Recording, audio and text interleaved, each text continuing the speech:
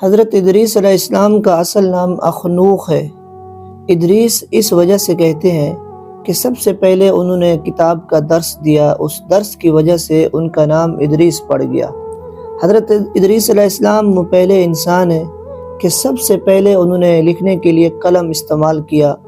علم النجوم کو جاننے والے سب سے پہلے شخص حضرت ادریس علیہ السلام ہے، اور دنیا میں کپڑا سینے والے سب سے پہلے انسان حضرت ادریس علیہ السلام ہے، اور حضرت ادریس علیہ السلام نے سب سے پہلے سلا ہوا کپڑا پہنا۔